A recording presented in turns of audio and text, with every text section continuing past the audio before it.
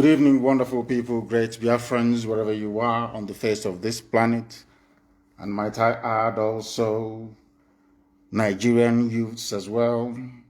Wherever you are listening to us from, wherever you have joined us from this very evening, afternoon or morning, depending on where you're domiciled, we wholeheartedly welcome you to a very special and I believe landmark broadcast on this very day, the 10th day of January, in the year of Most High Elohim 2021. The time now is precisely a minute past 7 p.m. in the blessed land of Biafra, and I do believe also by the same number of minutes, or should I say minutes past the hour, wherever you are residing or listening to us from. I welcome each and every one of you, and as I do so, I will encourage you to welcome those who are around you as well. As you all know, listening to us these days can be a very tortuous and very difficult affair. I believe that we are transmitting live, clear and direct via IPOB Community Radio, Radio Biafra app, and all the other platforms across the entire spectrum of social media. I believe that we are live on those platforms and direct at this very moment. Our satellite is working, I understand. I do not know for our relay stations back in Biafra land because we are doing a major refit of all our systems to make it more robust and resistant to attempts by the enemies to try to cripple what we are doing, because if they stop us from disseminating this very wonderful gospel, then we are in very serious trouble. Therefore, I welcome each and every one of you. I did recommend earlier before coming on air that we should all have downloaded IPOB Community Radio and Radio Biafra apps, because they are low data usage. If you download them, it's not going to cost you more data than you already expend should you prefer to listen via YouTube or Facebook. Therefore, my recommendation as always will be, please go and download IPOB Community Radio. Also download Radio Biafra app. Via those mediums and platforms, you should be able to listen to us, not just now, but going forward. Allow me to once again welcome each and every one of you. My name is Nnamdi Kanu. I am the leader of the indigenous people of Biafra, the director of Radio Biafra and Biafra Television, and by the very special grace of the Most High Elohim, a servant of the wonderful people of Biafra, and by extension to those ethnic groups within the damnable zoological republic that are yearning for freedom the same way that we are in the East. I welcome all of you. And that it is customary with us, we must hand over our proceedings this very evening, morning, afternoon, or night, depending on where you are, to the Most High in heaven. Let us pray, and I will pray in English today. Our Father who art in heaven, Elohim Adonai El Shaddai, we come before thee because your children, your people of this very nation called Biafra, and everything in it belongs to you. We are not here today by accident. You are the one who created us and set us in this very land of the rising sun at this particular time in history for the glory of your name and your name alone, and not that of any man. But our Father, People in this very nation, in the land of Biafra, some of them have decided to eat their own flesh. They have decided to turn against your very work, which is the restoration of your kingdom upon the face of this very earth, as was prayed for by Yeshua.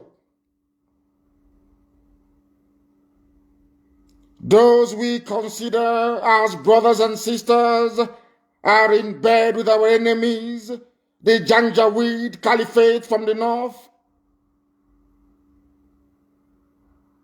They have turned against your work.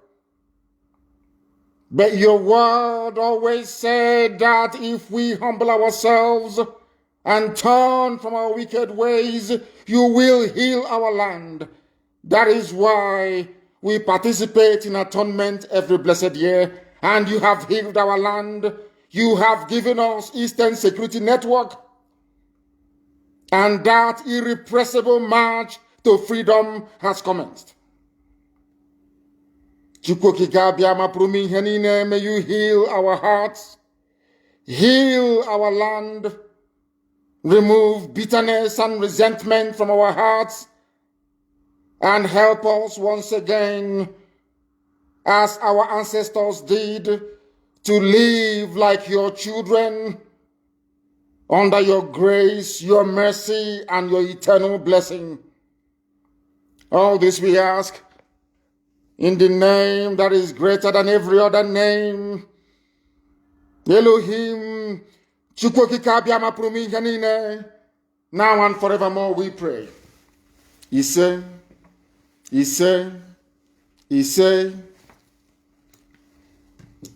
as it is also usual with us here, we encourage you to have your pen and paper ready this very evening, because at the end of this very divine process that we have embarked upon,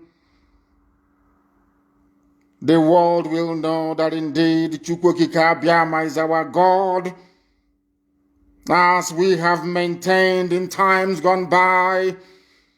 Before we came, there was none like us.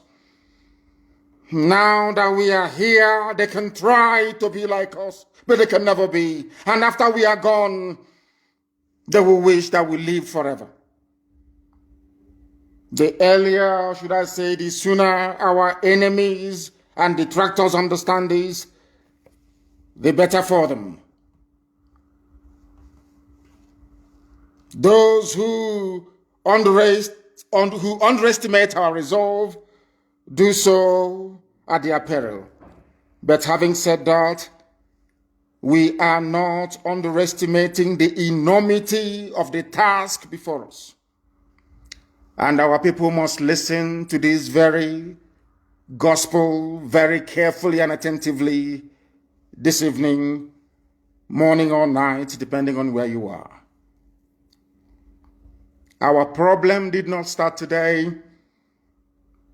Our inability collectively to appreciate the magnitude of the mess we are in is responsible for what the Fulani Janjaweed and corrupt politicians are doing in our land today.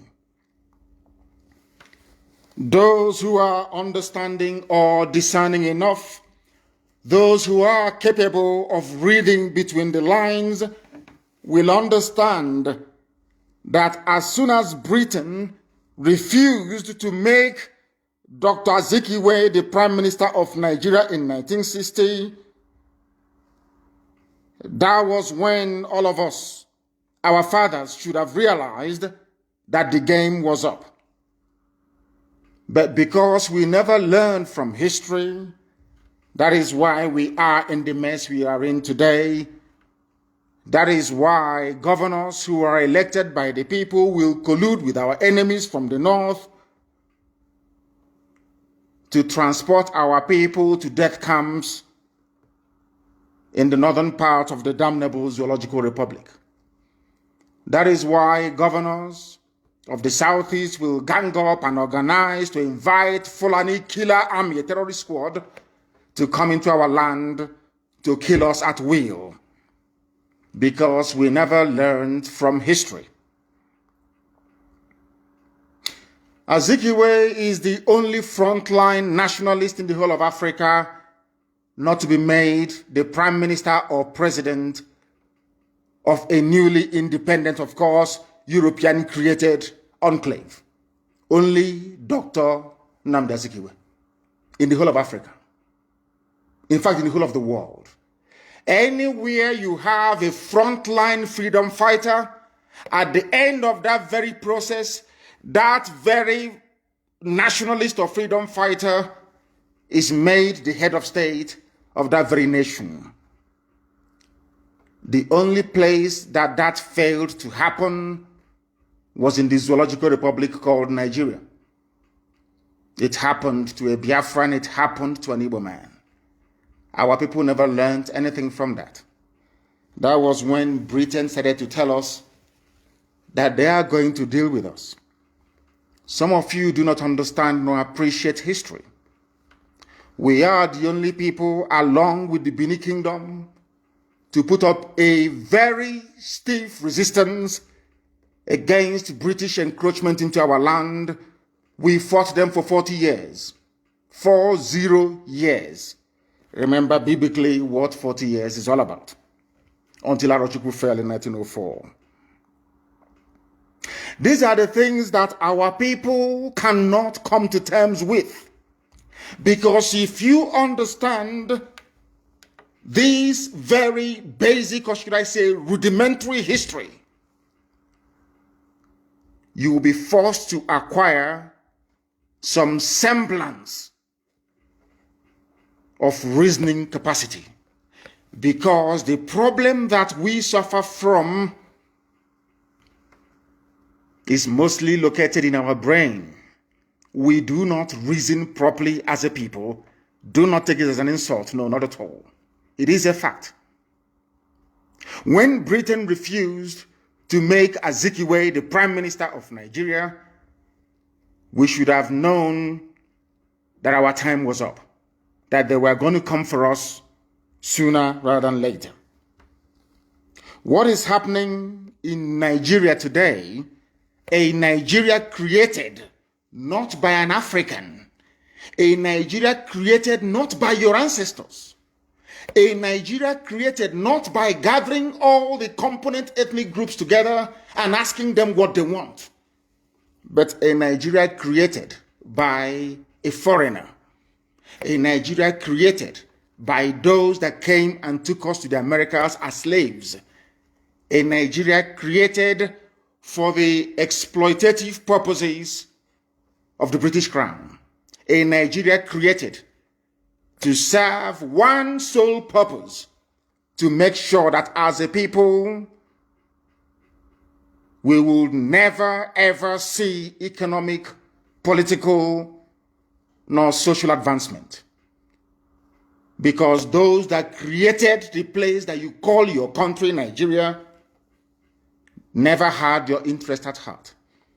Sadly, I would say very, very sadly, African nationalists failed to understand this.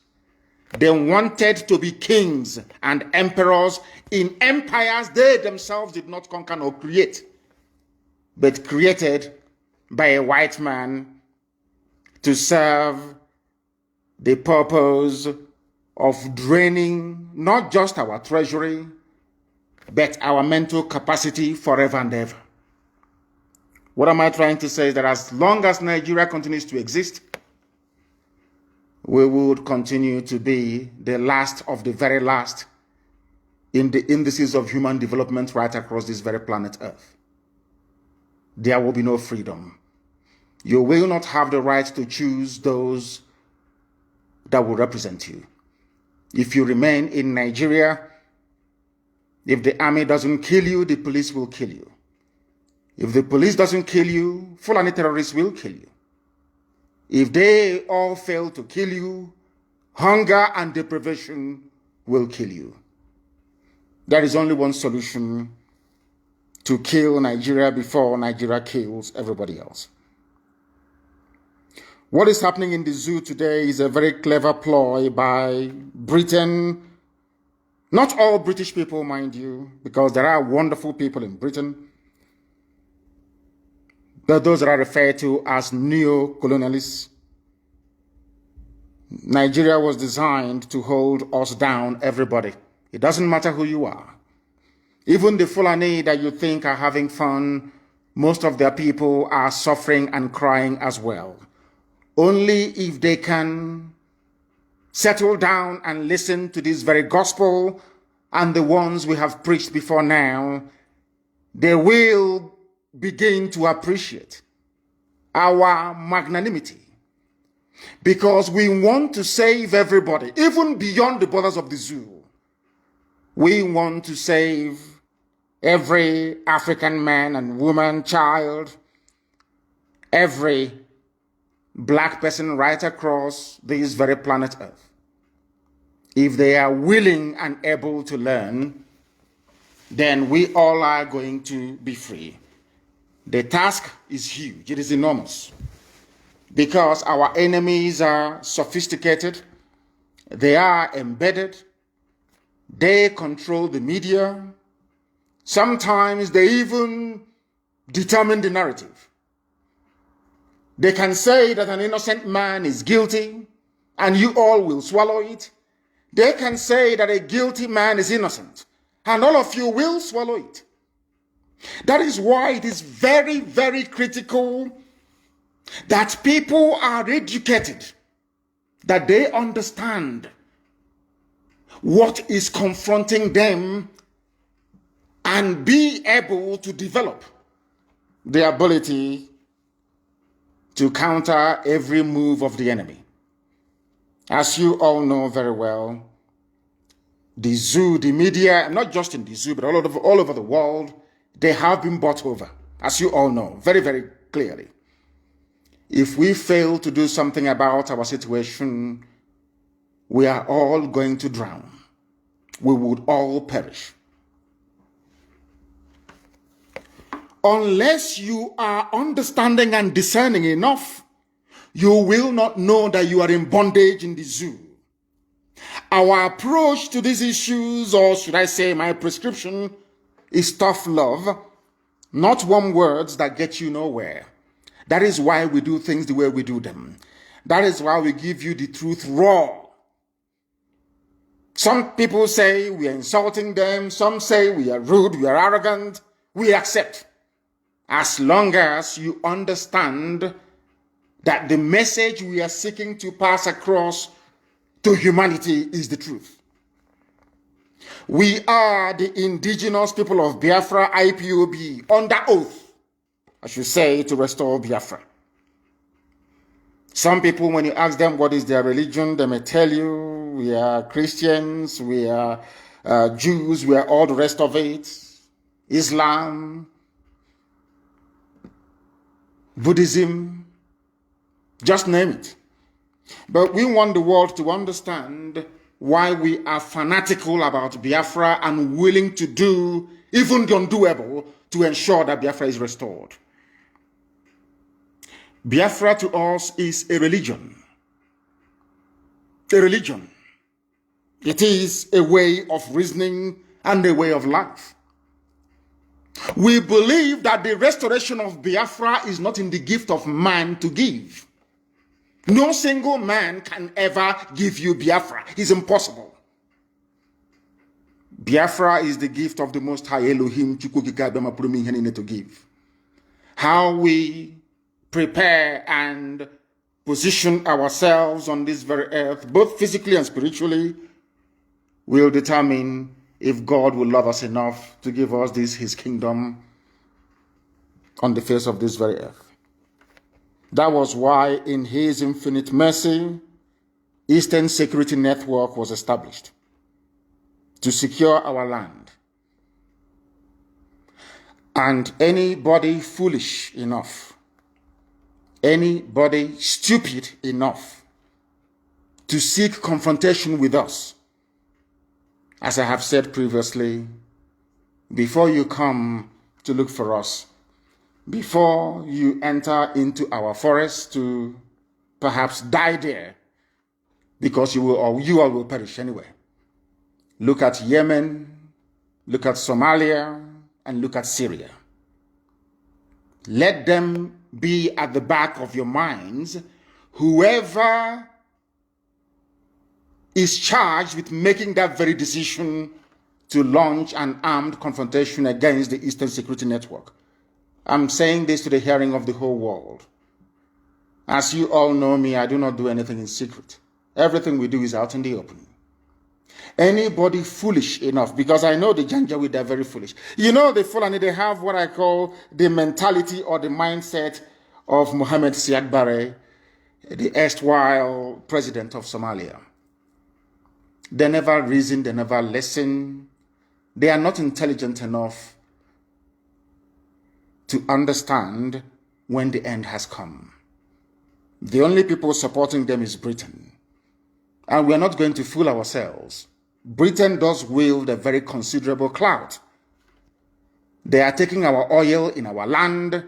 Now they have found gold also in the north. So the zoo has never failed, not once in its entire, should I say, 60-year history, to serve the interest of our colonial masters, those that created us. People say God created. I said to them, you are very, very foolish. God never created Nigeria. A man and a woman did. They are mortal flesh and they are dead. The same way they died is how the zoo is going to die. Nobody can save Nigeria. Nobody can, because it is written. How I want people, those who are averse to history, those who don't understand history very well, even those who claim they are writers, they are novelists.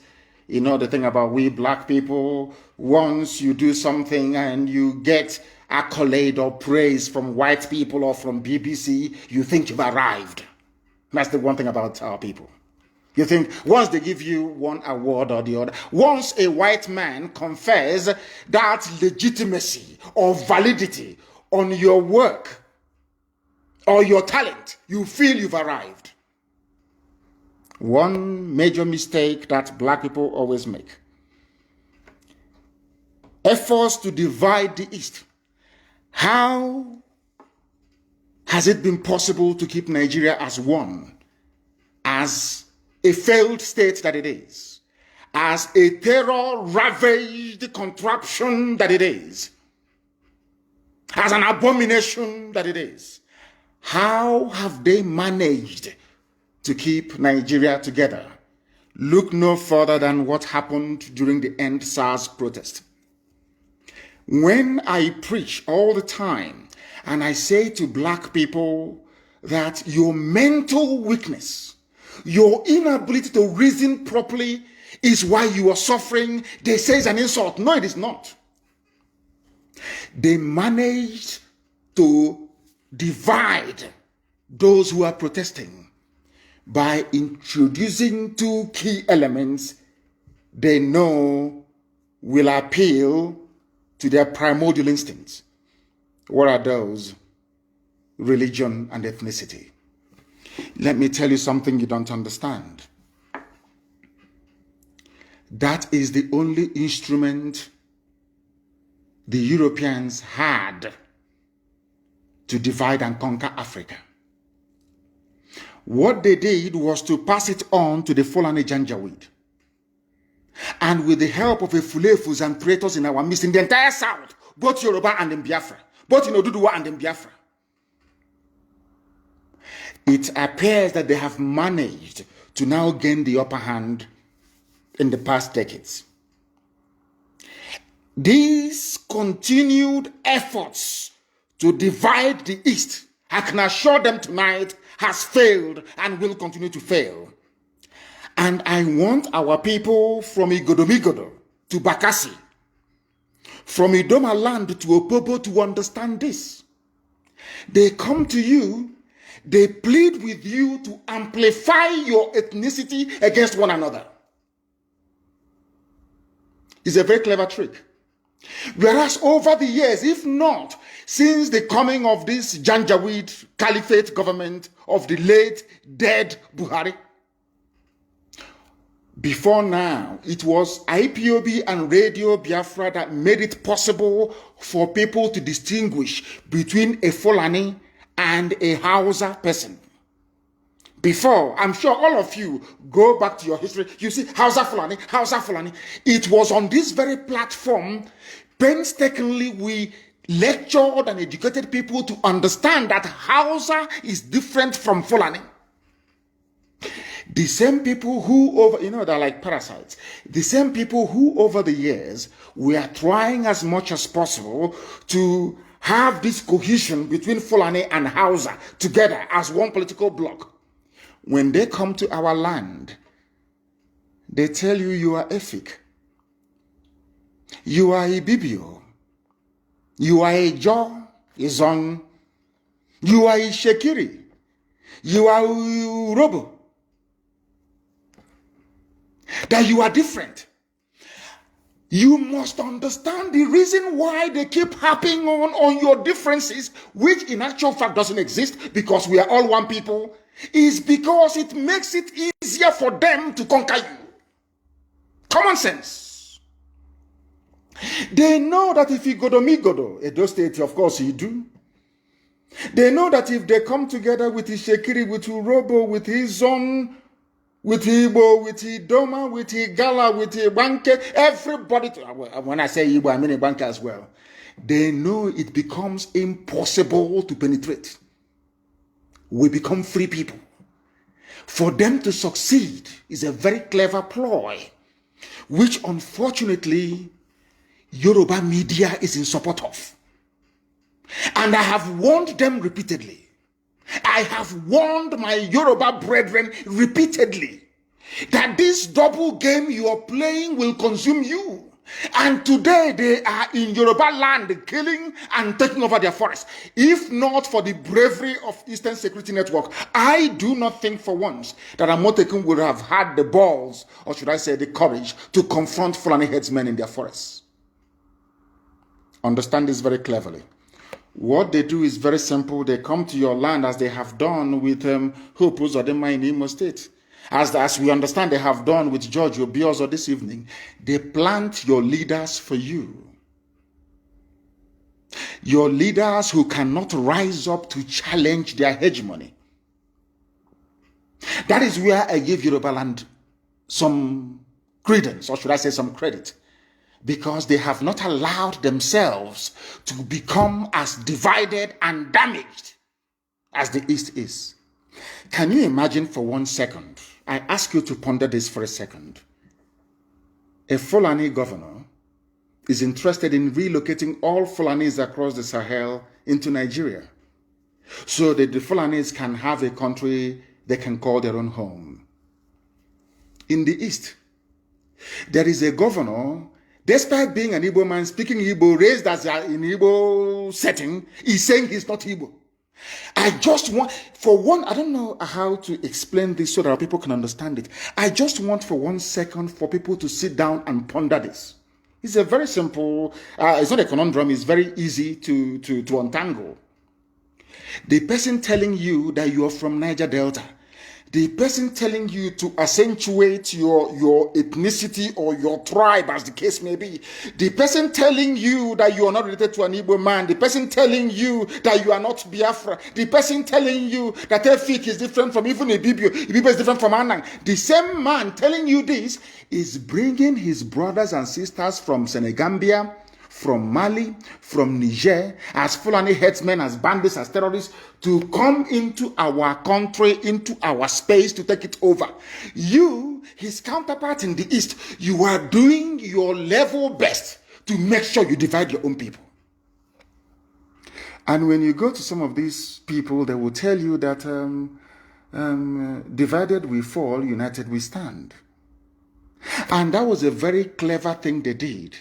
And that was how they managed to divide us, weakening us and making it easier for them to plant Hope Uzodinma without election as Imo State governor, and now to plant George Obiozo as Ohaneze president. I'll get to that later on. Britain knew that the light of Africa will come from the land of Biafra. They all know it all over the world. As I told you earlier, 2 years ago, I told you that I was at a meeting with UN officials in Geneva.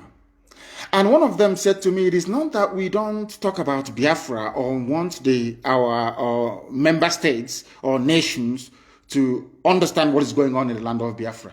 But as soon as we mention the word Biafra, they all get up and walk away from the room.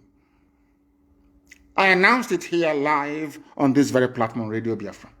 Some of you didn't actually absorb it. Some of you don't know the obstacle that Biafra is facing. You think Biafra is easy to get. No, it is not.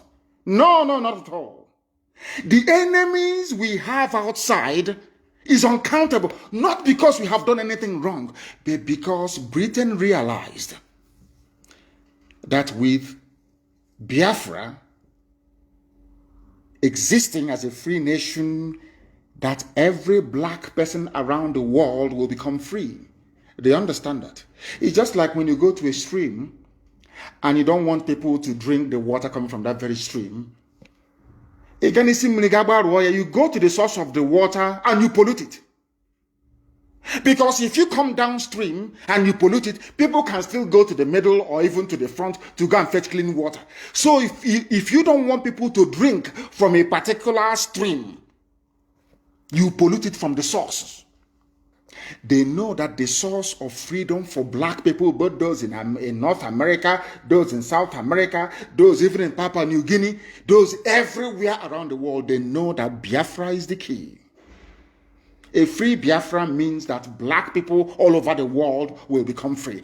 That was why I said that Biafra is the last miracle. I want you to understand this. All of these obstacles cannot stop us from getting Biafra. It cannot. Instead, it emboldens us. Because the more difficult the process of emancipation, the more enjoyable the outcome when finally freedom comes. If we don't do something, I'm telling everybody, both those in the Middle Belt, those in Yoruba land, go and write down everything I have said in the past. Try and,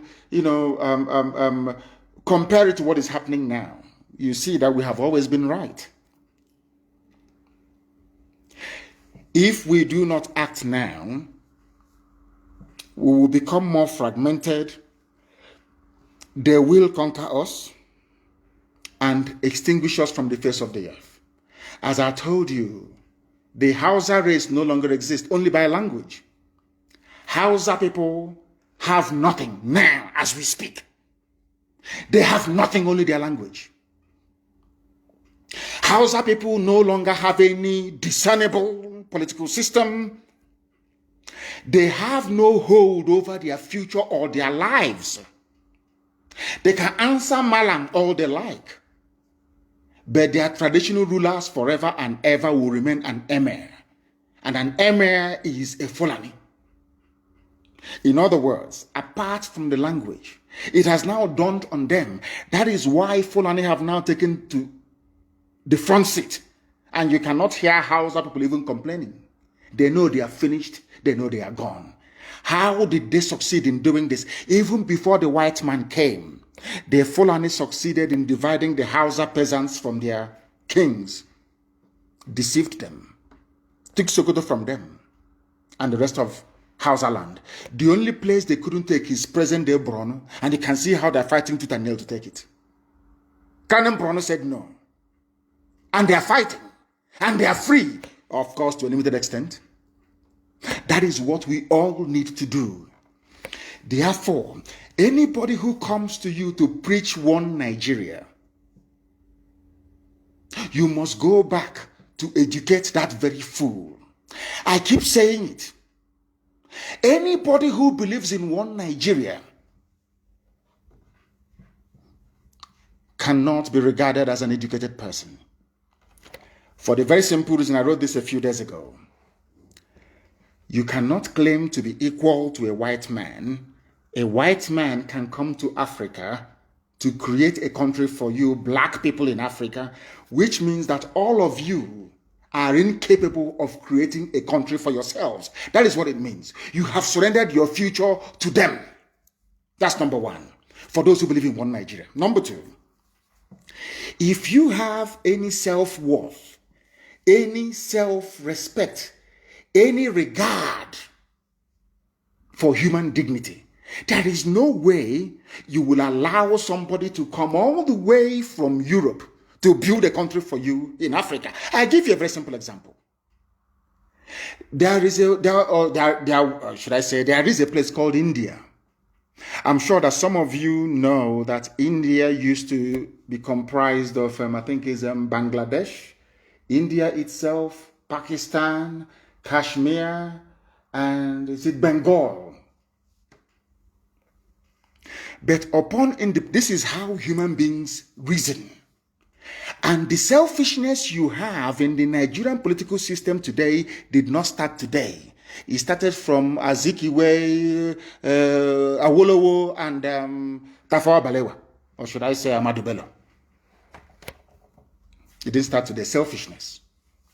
Why do I say selfishness? Because in India, where you have people, or should I say leaders that loved their people, what did they do? What did they do, I ask you? Upon Britain leaving India, they came together and said, we are not compatible. India, you are predominantly Hindu people. We in Pakistan, we are predominantly Muslims. There is no way we can coexist in the same country. So they sat down and decided to partition upon independence. Any sensible being, which we thought that Dr. Zikiwe was, should have realized, because the Sadwana of Sokoto told him, Ahmadu Bello told him that we are incompatible. Awolowo said the same thing, that Nigeria is a contraption. You cannot force people to be together. They all knew that Nigeria was unworkable in 1957, 58, 59, 19. They all knew. Exactly with what is happening today, despite knowing that Nigeria was unworkable, because they are going to answer President, the Prime Minister. They will have beautiful houses in Ikoyi, in VI. They will be lording it over other people. They decided, out of expediency, to go for the rubbish that Britain created for them. And today, is India doing well? Pakistan, that is now offering to come and help the zoo to fight insurgency. I hope all of you can understand all of this. I hope you're following what I'm saying. Because in Africa, you people are not human beings. The white people, they see you, or should I say, they see you as animals. Forget all the pretense. Africa, you're part of Commonwealth. You are not. They don't have any regard for you. Do you know why? Because they created you. They made you who you are. If as a man or a woman, you're grown up, you're intelligent enough, you cannot build a country for yourself, you have to wait for a European to come all the way from Europe to build countries for you in Africa, that means you're an idiot. There is no difference between you and an animal. Absolutely no difference. It's not an insult. I'm just trying to make you... Now, put yourself in, should I say, in the position of those who are reasonable or sensible enough. Do you think that as a black man from Africa, you can go to Europe, you can go to Germany and create a country for them? Can you do it? Of course, the answer is no.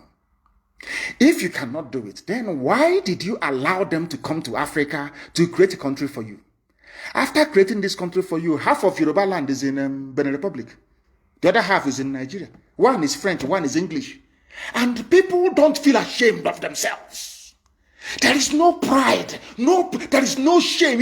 People are not ashamed of themselves. We are Africans and we are black people for that matter. So by nature, we are ethnocentric. We are very tribal by nature. We are not Europeans. And people may wonder, why am I saying this? Because in Europe, they don't have a village in Europe. Somebody can be born around Trafalgar Square. If you ask him, so I'm from London. And after a while, they may migrate to New Zealand or to Australia. And they start living that they have no root. This is something that Britain has been trying to destroy in Africa for very many centuries. You people don't understand this.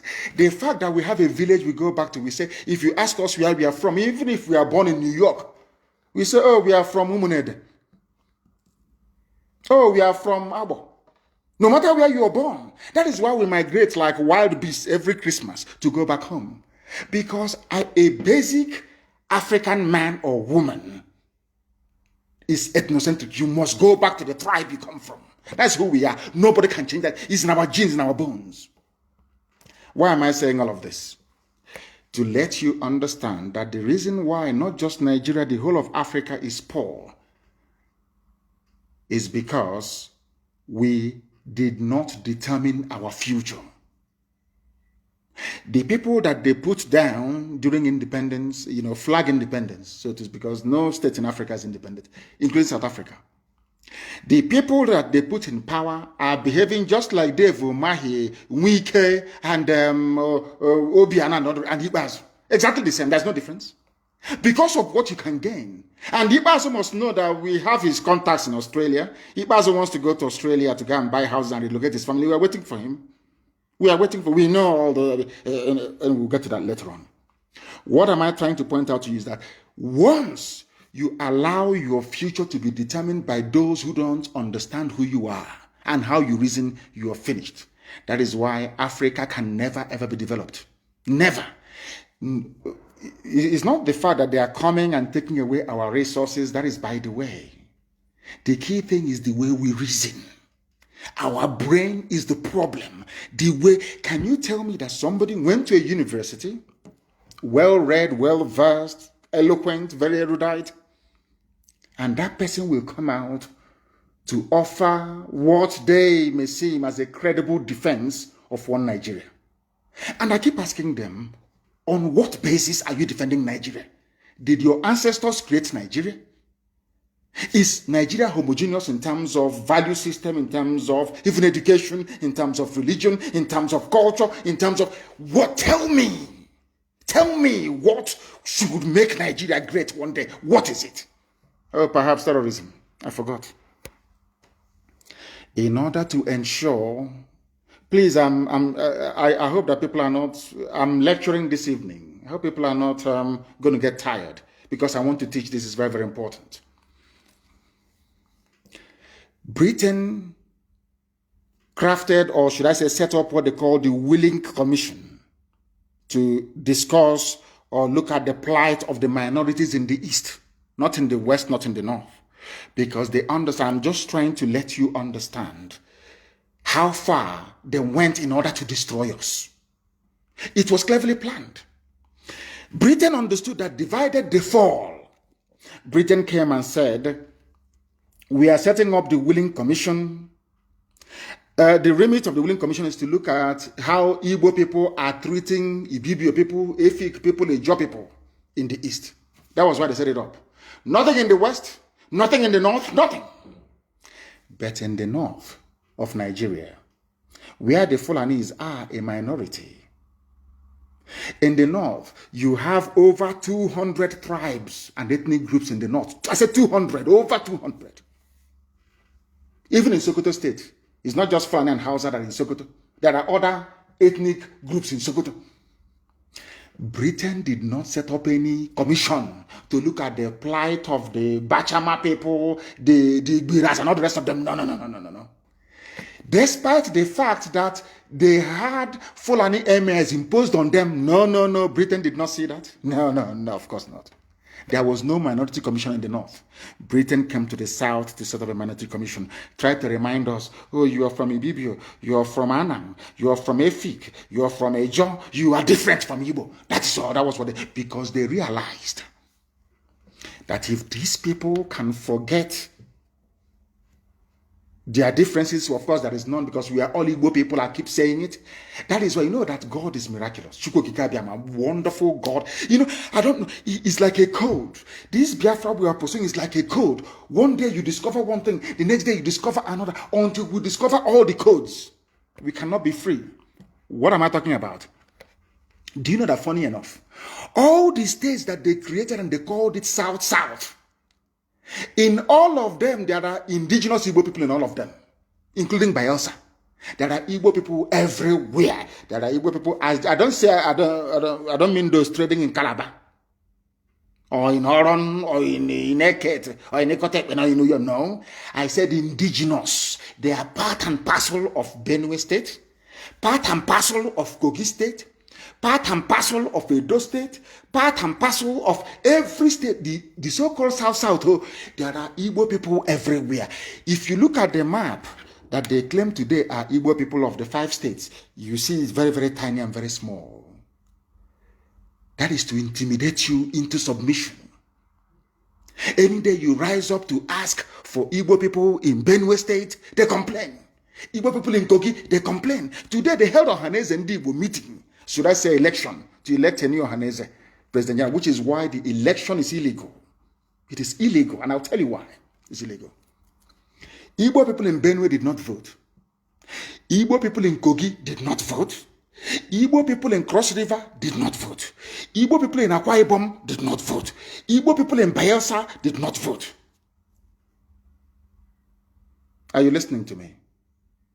Igbo people in Edo, Iwanke did not vote. In Ohaneze, but they're all Igbo people. Now tell me where Obiozo will derive his legitimacy from.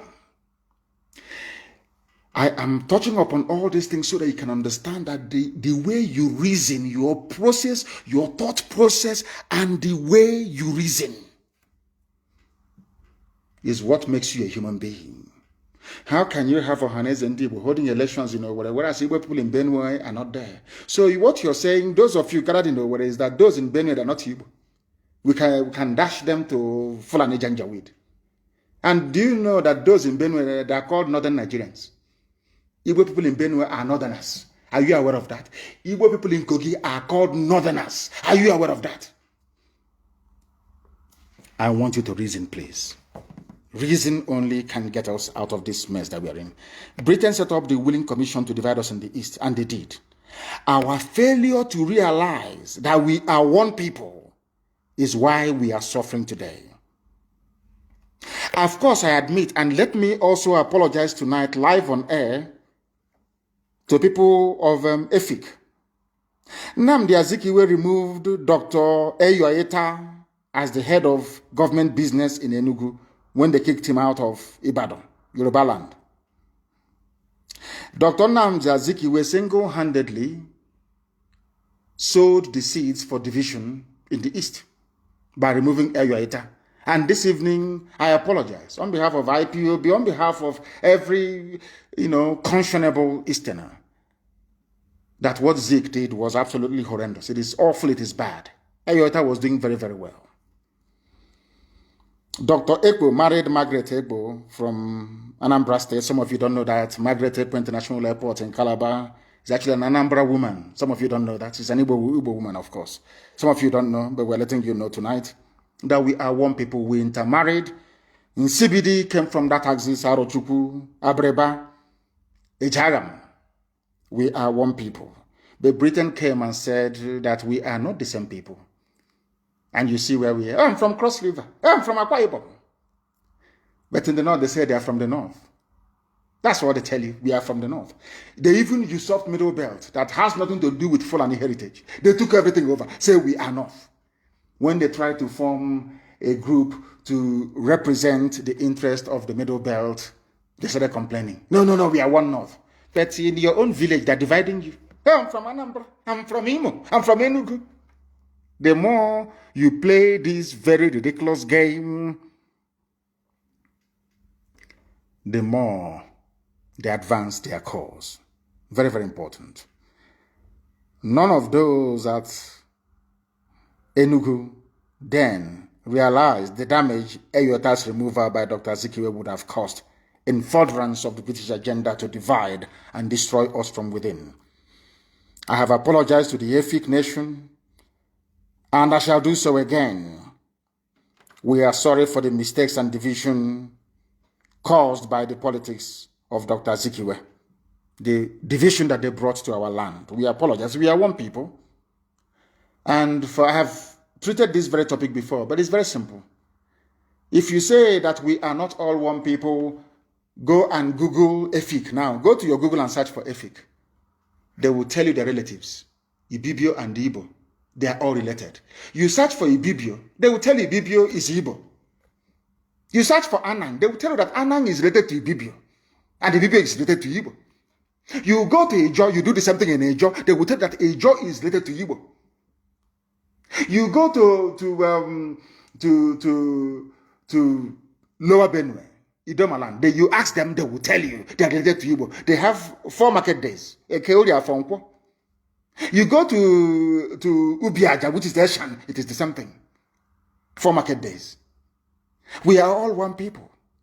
But because they planted people to divide us, agents of destruction, you call them governors, you call them House of Reps members, you call them senators, because they planted them in our midst, they empowered them, they use Yoruba media to show them up. That is why we're in the mess we're in today. In actual fact, we are all one people. I said, don't take my word for it. Simply go to Google and Google Ejo. You will see their relatives that we see. We see Igbo there. Who is your relative? Is it not somebody who you're close to by blood? Is it not? We launched ESN. One of the strongest sectors we have is Bayelsa. The people who rose from Bayelsa say, oh, we want our own regional security. But when the West did theirs, it was only one. When the North did theirs, it's only one. It's only in our land. After launching Eastern Security Network, one idiot from somewhere in Bayelsa or from River State will say, oh, we want our own for a nation. Is this either inferiority complex or these people are acting a script written by their Fulani Janjaweed masters? I want you to understand this very clearly. Now, there is another thing that these guys have cleverly done, which some of you don't understand, but I will tell you tonight. And I, of course, we and our Duduwa people, we have a very great understanding. They know I have a lot of respect for them and regard for their history and what they have managed to accomplish. But there is one aspect of Yoruba people that you cannot reform. They are journalists, they are media. They are horrible. You know me, I speak the truth. Ordinary Yoruba person is great, is good these days. Ududuwa. But their media, their media is horrible. Absolutely horrible, horrendous. And it is because they are afraid of Fulani. Yoruba journalists is afraid of Fulani. Or should I say they are trying to protect their interest because they know that 2023, in every likelihood, they may rig Tinubu into office. But I want to remind them of this, please. Very, very important. Because anytime Yoruba newspaper writes about IPOB or Mazi Nnamdi Kanu, my humble self, they will say proscribed, proscribed, proscribed. In other words, some people feel that they have something to gain from Nigeria over and above their well-being, their safety, their honor, and their dignity. I have never seen any Yoruba newspaper campaign for the designation of Miyetti Allah as a terrorist group. None whatsoever. Because if we are still talking about one Nigeria, maybe one day it will be our turn to go back to Asorok again. One of the hottest regions that experienced the end SARS protest is Yoruba land. And for very good reason, for that matter. But Obasanjo was in Asorok for 8 years. Did your lives improve? Jonathan was in office for 6 years. Go to Bayelsa and see how horrible life is there. Yaradua was in office. Today, go to Katsina. The late Buhari, and in whose name this present fraud is in Asorok now. Go to Katsina. Are they not kidnapping people? But I keep saying this, that people don't understand it. It's very simple logic. People prefer US visa, Canadian visa, New Zealand visa, Australian visa, Schengen visa, British visa, to living in the zoo. And I asked them, the president of America, is he from your village? I mean, not all of you campaigning for tribal presidency. It's the turn of an Igbo man. It's the turn of a Yoruba man. It must come to the south. Let me ask you, all of you have houses in Dubai. You travel to America, or some of you have houses in London. And England is the Queen of England from your village. So what it means in actual fact is that it doesn't matter where somebody comes from. It doesn't matter where a president comes from. What matters is the policies that individual is pursuing. Do you think we are that primitive and that crude enough to support any venture as daft as Igbo presidency? Look at Jonathan. I'm asking you a simple question. Look at Jonathan. Is Bayelsa any better? The so-called South-South? Look at Yoruba land. My very good father, Paya, the Banjodos who are campaigning, these are serious, learned men, campaigning for Nigeria to change. But they had their own son. Obasanjo was there for 8 years. They created billionaires like Otedola and Adenuga that owns Glo. Obasanjo empowered a few people to become billionaires, that's all. An ordinary Yoruba man or woman is suffering the same way an ordinary Biafran man and woman is suffering, the same way an ordinary Middle Belt man and woman is suffering, the same way even Hausa man is suffering and woman, even Fulani is suffering. Do you understand what I'm saying? Do you understand what I'm saying? You allowed them to divide you. I remember NSAS very well. Shoyinka was talking about it a few days ago. You know, when you come out for a revolution, you must go to the end. No revolution is pretty. Before next time, of course, there's going to be protests next, and we are going to lead it. When next you are planning to come out to protest, before you do so, go and study the history of revolution. Russian Revolution, French Revolution, the Commonwealth, which is Cromwell's revolution in England, and George Washington's revolution in America. You can even read Chairman Mao's revolution. They are not pretty. They are not pleasant, I'm telling you. If you think that revolution is that you come out on the street, you dance to musicians, because you have seen Flavor, you have seen other musicians, you think that it's going to be a carnival, jamboree. No, it is not. They are only starting it. When the revolution failed was when Yoruba media allowed themselves to be used, because they thought that should Nigeria collapse, Tinubu will not be president in 2023. That's all. So they kept writing. They kept writing. They introduced ethnicity. They brought in tribe. They brought in religion. They kept pumping your brain with rubbish, with nonsense every blessed day.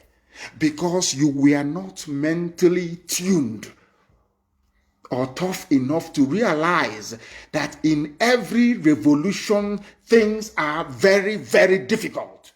Because you failed to understand this. That was where you messed up.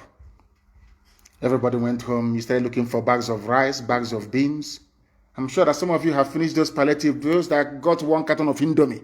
The palliative is gone. And you're still in pain and in suffering.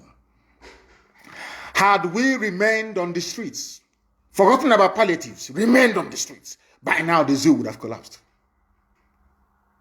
But you know, Yoruba media, they would like you to blame somebody. You want to blame. There has to be somebody to blame. Oh, he's Nnamdi Kanu. Oh, he made a broadcast. Stupid idiots. As if during revolution there's no broadcast.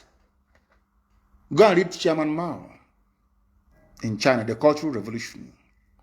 Go and read about the Bolsheviks in Russia. Go and read about Oliver Cromwell. Oliver Cromwell caught the King of England, King Charles I, and cut off his head. You know what he said to Charles before he killed him? I want to prove to you that your blood is not blue but red like ours. I want to prove to you that you're a human being like all of us here. Oliver Cromwell cut off the head of a crowned king of Europe, King Charles I of England. Can you imagine people going to what's it called? To Asarok to cut off the head of this little boy from Yusuf Mohammed from Niger Republic. Hey, media will, what they will write, oh my God. So a revolution is not pretty. If you're not prepared mentally for a revolution, then don't come out. People were saying that we are breaking into prisons and releasing people during the NSAS revolution. I said, why not? In France today, they celebrate the Bastille Day. Bastille was a prison. When the revolution started, the people went to the prison and they let every inmate out. That is called the revolution. You don't know. Oh, they went to prison. They're releasing prisoners, hoodlums and hoodlums. Idiots. They failed to realize that it was a revolution. A revolution. You have finished your two packets of Indomie from warehouse. Typical black people chasing food. Today, where is that food? You have eaten it, you have been to the toilet, it's over. And you're still suffering, you're in pain. And I reminded that was exactly what Che Guevara said when he came to Congo to fight. Che Guevara said, I cannot, when he went back to Latin America, they asked him, why did you come? He said, I cannot stay in Africa. An African man does not know how to put the need of his freedom before his stomach. He always wants to eat. Food, always. That was why he came back and went back to Latin America. The reason why I said this was because the Yoruba media is a problem in Nigeria. I'm telling you the truth. They have messed everything up. IPOB is proscribed, Nnamdi Kanu proscribed. They keep writing junk every day from idiots who don't exist. But I want to tell them something. The same Yoruba paper carried the headline, Punch. Our abductors spoke Fulfude, collected 4.5 million ransom, kidnapped Kaduna PFN chairman. PFN is Pentecostal Fellowship of Nigeria. This man, his name is Apostle Emmanuel Bago. He is telling you that those that kidnapped him, they spoke Fulfude, which means they are Fulani people. Only Fulani. That was the language I said to Yusuf Muhammad now that Jubril has run away. I asked Yusuf, come out and speak Fulfude. If you claim you're Buhari, because Buhari spoke fluent Fulfude. But of course, we are dealing with zoo animals. This man said it was Fulanis that kidnapped us. But the same newspaper will never recommend that all these Fulani bandits groups be proscribed. No, not at all. Do you know why? Because they don't threaten their interest of a Bola Ahmed Tinubu presidency in 2023. Now you understand. These are the type of newspapers and media houses you have in the zoo. They were the ones that came out at the height of the revolution and started writing rubbish. A very famous person talked about, I just want to talk about this End SARS protest for a minute because I've not spoken about it before now. Somebody said they were destroying properties, burning infrastructure, burning BLT or BRT bus, the Lagos bus that was burnt down. Black people without conscience. My response to those individuals is this. They used those buses to transport thugs from Mushi to protest sites to Lekki Tollgate to go and kill and attack peaceful protesters. That was why that very depot was burnt down. But when they write this, their junk, they never go to the beginning. It's just like DSS, who are every day they keep writing rubbish. Of course, Punch and all these other stupid newspapers, they keep helping them writing rubbish every blessed day. About how I jumped bail, how Nnamdi Kanu is a fugitive. They think if they keep writing it and Google keeps prioritizing it, or somehow when I travel to America to speak to lawmakers, somehow they say, oh, you're a fugitive, I won't talk to you. See, they think that white people are stupid, as stupid as they are. Do you understand what I'm saying? They think that white people are as stupid as they are. The same newspapers, they have the video of the raid of my house when the army came to kill me, as a result of which 28 of my men died. They are aware of it. My cousin died. As a result of it, my father and my mother died of the trauma from it. They know, they have the video. And they go to church, some of them. They go to the mosque, some of them, and they read and they study. They don't know who we are. They don't know that the anointing of the Almighty Elohim is upon us. They have no idea. And when they don't so, I said to them, I am in a very wonderful company. Pharaoh went after Moses. Is that true or false? Herod went after baby Jesus. Joseph and Mary took Jesus to Egypt. They fled to Egypt. Prophet Muhammad fled from Mecca to Medina. So I'm in a very wonderful company, you see. Those with the anointing of God, that is how it is. You come to kill them, you cannot kill them. But the zoo newspapers will never write about it. They want to give the world the impression that I had a court case and I don't want to appear. Nigerian, to tell you the wickedness and the evil of the mind of a black man. Very evil. Very evil.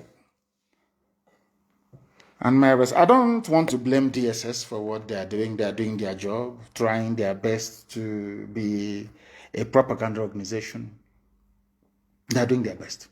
But I want to let them understand, the newspapers in the zoo, Vanguard, Punch, and all these idiots writing junk all the time, that I am in a very good company.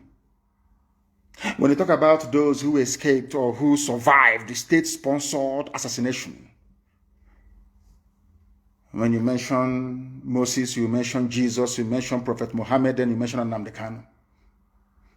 Now you understand it, don't you? Those who are killing and abducting you in Kaduna are Fulani people, according to Apostle Emmanuel Bako. But out of fear and timidity, Yoruba newspapers will not write about or write against Fulani Janjaweedism,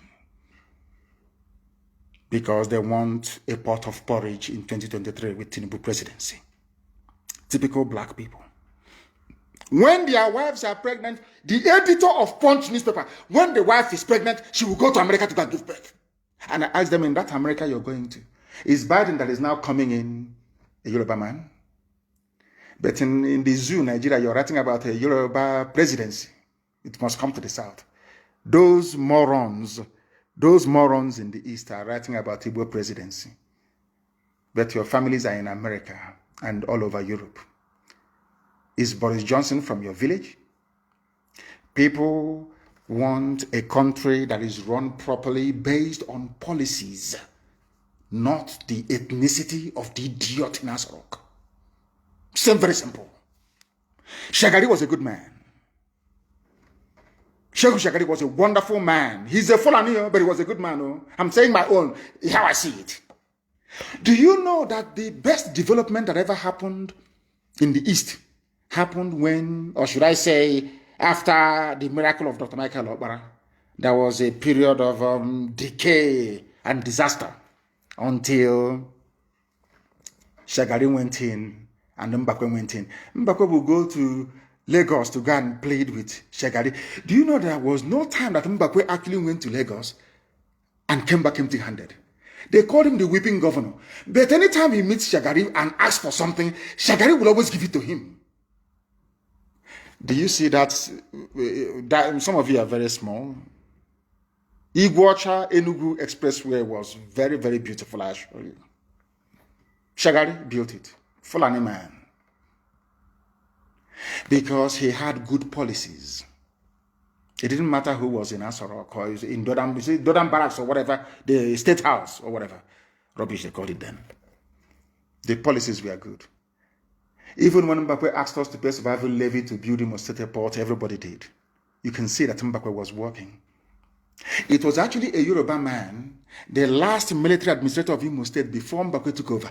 It was him that started a Zinachi clay factory. A Yoruba man, a military administrator of Imo State. Do you know what this man did? This man, they have the same ceramic factory in his village in Yoruba land. I've forgotten his village. But go and Google it. The last military administrator I handed over to Mbakwe. The man said, oh, I have this factory in my village. It's very good. Oh, they use clay. They make bricks. They make roof tiles. They make everything. It's wonderful. Oh, now I am the military governor of Imo State. I want to do something here. The man actually started the project in Ezimnachi. A Yoruba man. Yoruba military governor of Imo State. What am I trying to prove? That it doesn't matter where you come from. The policies you pursue is what matters. A Yoruba man started the very beautiful Ezinachi factory. Mbakwe completed it. And some idiots ruined it. Turned everything upside down. Look at it today. It's moribund. What am I saying? That people must stand up to say the truth. When you see the truth, you must speak it. You know, we are black people. Some of us are very demonic. We are possessed by a demon of greed, envy, hatred, and jealousy. It's in us. We are black people. Nobody can take it away from us. Some people must be envious. They must be jealous. They must have hatred in them. They must be horrible. That is who they are. You can't change them. But what we are preaching this very evening is that no Fulani group has been proscribed. The wretched chattering classes in the zoo, infrastructure, and I asked them which building is good in the zoo in Lagos that was destroyed. They said, Sanwo-Olu went to show Yusuf Mohammed in Asorok the progress they're making. What buildings do you have? When you go to Dubai, you will bow in shame. What things do you have? I ask you. You have nothing. Absolutely nothing. And the revolution must come back.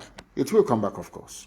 But not revolution to save. If, I have said it before, if people gather, if by the time Soyinka and even Tinubu was campaigning for Sovereign National Conference in pre-1999, the Third Republic, that they actually sat down and people voted for a new constitution. Who am I? I'm a Democrat. Who am I to say no to Nigeria? I can't say no to Nigeria because even our own people voted for it. But nobody voted for Nigeria. Lugard came with Flora Shaw after drinking champagne in the evening. She was drunk. And she said, darling, why don't we call people niggers? They are niggers. It's Nigeria. And they say, Nigeria. And that's your name. And you're not ashamed of yourselves. Very sad indeed. Blind is your G, black.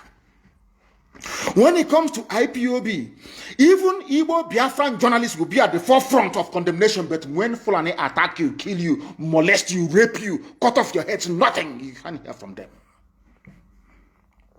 All in an effort to tarnish the very beautiful, how should I say, impeccable image of the largest mass movement on the face of this very earth. IPOB, the largest in the whole world, by no. You saw men when they came out. Camp 1, Camp 2, Camp 3, men. And as I wrote yesterday, and I will remind them today, if you're looking for us, please, if you're looking for Eastern Security Network, go into your nearest forest.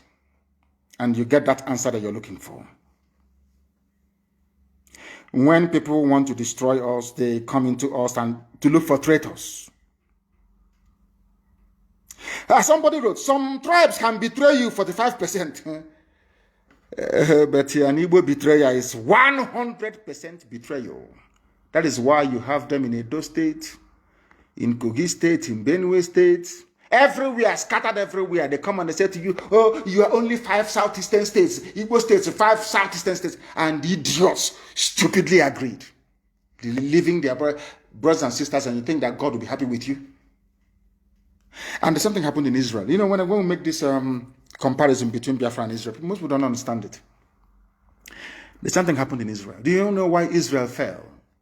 Do you know why the Babylonians and the Romans took over Israel completely and destroyed them? Because in their stupidity, they were divided between the northern kingdom and southern kingdom. Together as one Israel, militarily they were very, very strong. After the death of Solomon, I think somebody said, I've forgotten his name, to your tent, O Israel, after fighting a war and winning it. To your tents, O Israel. Israel was divided into 2. The northern kingdom, Samaria, and the southern kingdom, Judea. And the enemies came and picked them off. It took them 2,000 years to recover from that stupidity. 2,000 years to recover from it. They come to our land, they go to Anioma, they say Anioma is not Igbo. Even the name Anioma is Igbo, they say they're not Igbo. The idiots will agree. Some of them, not all of them. They go to Ikwere land, people who are from Unkwere, very clean and clear, answering Igbo names, Wike, Amechi, everything. Hell, we are Niger Delta, we're not Igbo. Tell us what Niger Delta means, the idiot cannot tell you. Instead, he will hand over his brothers and sisters to Fulani Janjaweed to slaughter. The same thing that happened to Israel. It's all over the place. And the enemies came and took them over. What I'm saying to you is this. If not for IPOB, believe you me, by now, some of you will be answering Musa and Amina. I'm telling you, before God and man. We are the ones that stopped them in Ebonyi. All the years I've been telling you, we've been stopping them. You didn't believe me, did you? It's only now that we are now proving to the world what we can do. They cannot take Ebonyi State. Omahi is a madman. They can't take Ebonyi State. We will all die there. They can't take Ebonyi State. And they know it anyway. They know. If you stand in our way, you will go down. Today they gave you another Janjaweed slave as your Hanese president. He doesn't know where he's coming from. He doesn't know where he's going. His job is to make sure that Fulani settlements continues in our land. He's a learned man. He claims he's a professor. He was the ambassador to USA, ambassador to Israel. And I asked him in Israel, who are the founding fathers in Israel? Who created Israel? Modern day Israel. Of course, it's God Almighty in heaven. Who created USA? God Almighty in heaven. He served in places where God created all those nations. He's coming back to support a project that was created by a man, a mortal flesh, and named by a woman. And he's a professor. And he plans to support his good friend, Ibrahim Gambari. You know, they're very close. I don't know how Fulani Janjaweed managed to do this to us. They always speak idiots. They get Yoruba papers and some Igbo stupid journalists to write about them glowingly, and that's it. Apex Igbo organization is basically an extension of Fulani Yetiala Janjaweed organization. They kill your children. You cannot come together to form a security outfit. You want it to be state by state. But everywhere else, people band together as a region to float security outfit. Now that we have done that thing you weren't able to do, to support it is a problem. Because the masters in the north will be upset. They'll be very, very angry. Now you see how stupid some of them are. But some of you may still go ahead and support them. That is your business. The Ohanese election is illegitimate and cannot be recognized anywhere in the world. Instead, I'm canvassing very seriously for World Igbo Congress to take over the affairs of doing what is socio-cultural, whatever, of Igbo people. That is my preference, and that's what I will push for. That World Igbo Congress should rise to the plate and do the needful. They must do the needful, because Ohanese will kill all of us. I'm telling you the truth. These people are evil. They have the money. They give them money. They pay the Vanguard correspondent in Enugu. They pay Guardian correspondent in Owerri to write Apex. Meanwhile, we are all dying. The Fulanis have installed Obiozo, their stooge. I must make it very, very clear to all and sundry that we do not recognize Ohanese and their throne and Dioshu. World Igbo Congress should replace them immediately. They are nothing. The same way they used Zeke against Ojukwu. After composing the Biafra national anthem, Dr. Azikiwe jumped ship and joined Nigeria. Because they promised him that one day he will be the head of state. Some of you don't know that Azikiwe was supporting Biafra until he jumped ship.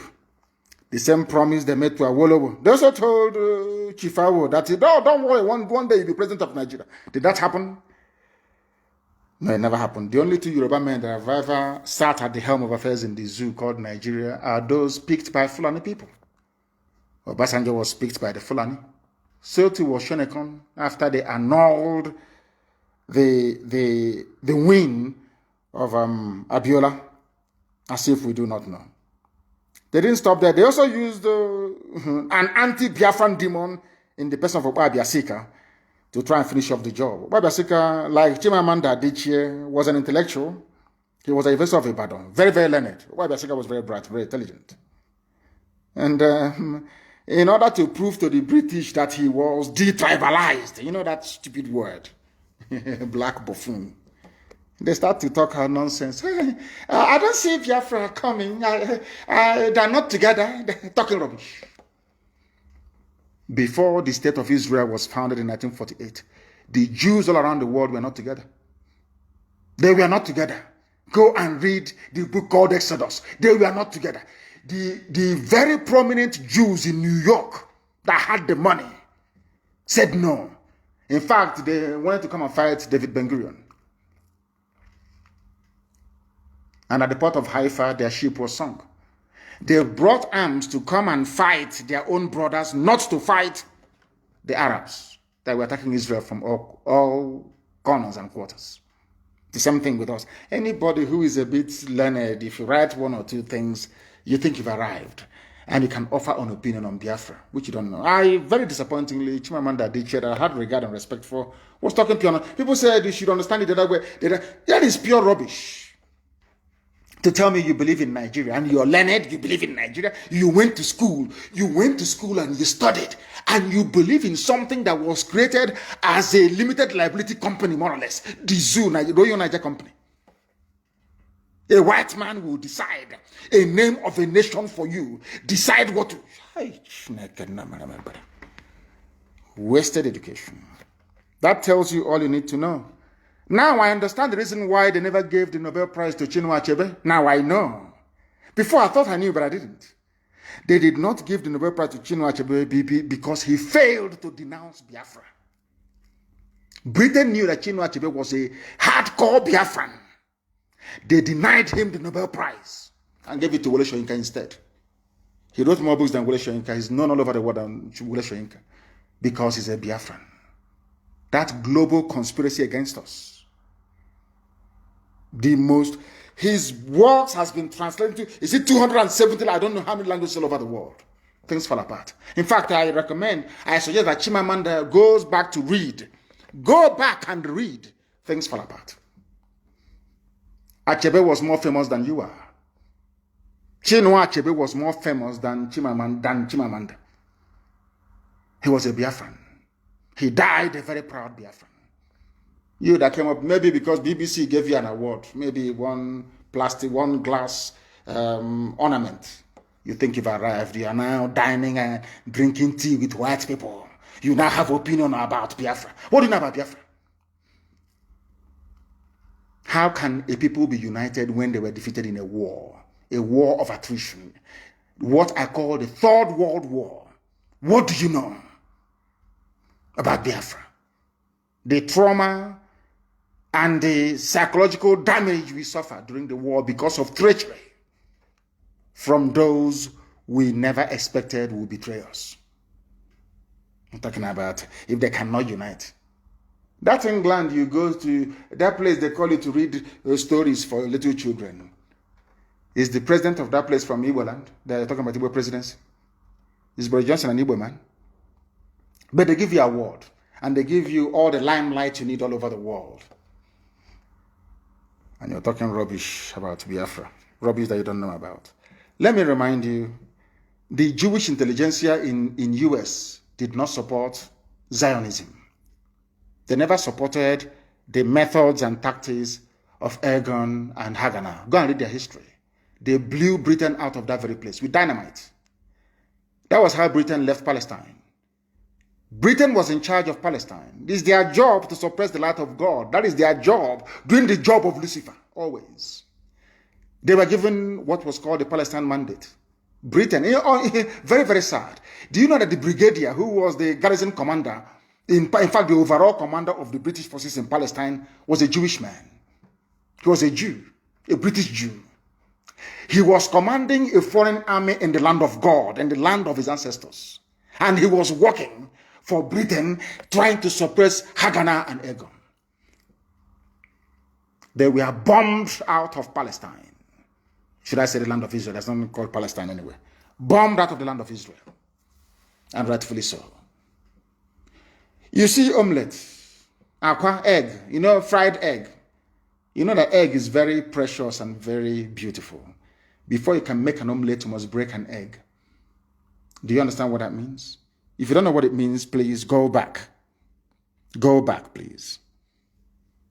And study it very carefully.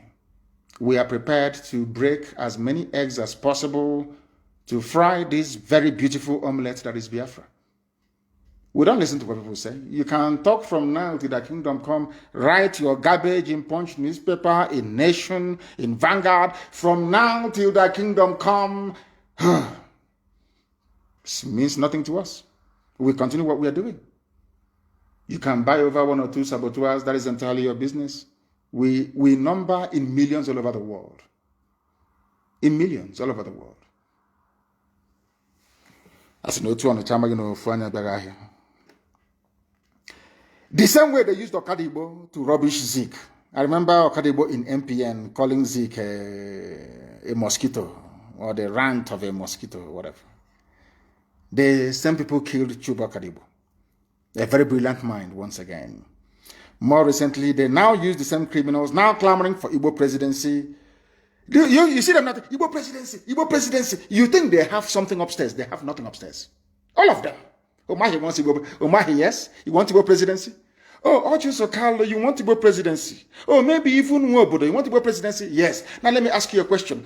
When Ekwueme came out to contest in 1999 Igbo presidency, what did you do in Jos, Ochuso Carlo? You betrayed Ekwueme. You voted for Obasanjo. Jos PDP convention in 1999. So that time, Igbo presidency wasn't good, or wasn't good enough. It's now that you want it, yes? And now let us go to Dave Umahi. Your own brother Peter Obi who contested with Atiku under your own political party. You were in PDP, but you delivered Ebonyi State to APC against your own brother. Now you want to contest because you felt that should Peter Obi go and succeed and become VP to Atiku, after 8 years or thereabout, or after 4 years, Peter Obi will naturally succeed and become the president of the zoo, thereby spoiling your own chances. What did you do? What did you do, I ask? You campaigned against your own brother, against your own fellow Igbo brother. Now you're talking about Igbo presidency. I just want to prove to the world that these people are just criminals, a gang of thieves, all of them. Okay, so Carl, after campaigning against Ekwueme, all of them, do you know that the entire PDP caucus from the East never voted for Ekwueme? So they were asking themselves, how come your own brothers don't want to vote for you? Or Joseph Carlo was there. Some people are championing, he should be the president. But Ekwueme served Shagari very well. Never stole a dime. In fact, bankrolled MPN. He was a multimillionaire and is very successful architect in the USA before he came back. Very wealthy man. Ekwueme. Ojuzo Carlo, did you vote for Ekwueme in 1999? Now that you're campaigning for Igbo presidency, was Ekwueme running for Ibira presidency? Dave Umahi, Igbo presidency is our turn. When your brother Peter Obi was campaigning, did you campaign for him? Did you vote for him? Despite the fact that he is your brother in the same political party. That is why all this your nonsensical Igbo presidency is dead on arrival. When we were doing Biafra, did you support anybody? Instead, you call the army to come and kill us. And now you want to go to Abuja. You send their force now, they'll bomb everybody to death.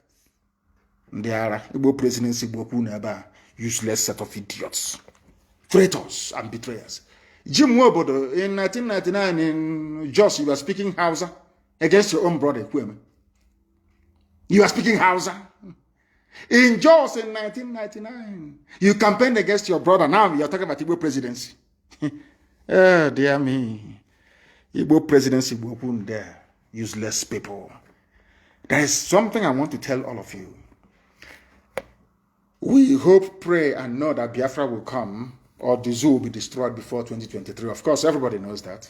It's given. COVID-19 saved them last year. It won't save them again. This year, the vaccine is out. Instead of an Igbo man to be the president, or Yoruba for that matter, let Fulani continue. It is called Mirina Mohuana Manna Yupu. Since you people prefer to be slaves, because if we allow any of you idiots to enter into Asarok, after about 4 or 5 years or 6, Fulani will take it back for eternity. You would have benefited from your own wickedness and evil. So you know what is going to happen? If Fulani are smart enough, they should continue. They can. Everyone saw what happened all over the world. Rigging of election these days is just is given. It is no longer a big deal. As long as you're proclaimed the winner, that's it. If Fulani are very smart, they will continue in office. They will continue in the zoo, in their zoo. Of course, we are living. We're not going to stay there. That is why you don't want to support Biafra. Because of presidency. So you and your friends can now be eating money. You buy your own houses in Dubai. You want to be like Atiku. You want to be like, your wife want to be like, what's her name? Aisha. Flying private jet to Dubai for shopping. Meanwhile, we are dying.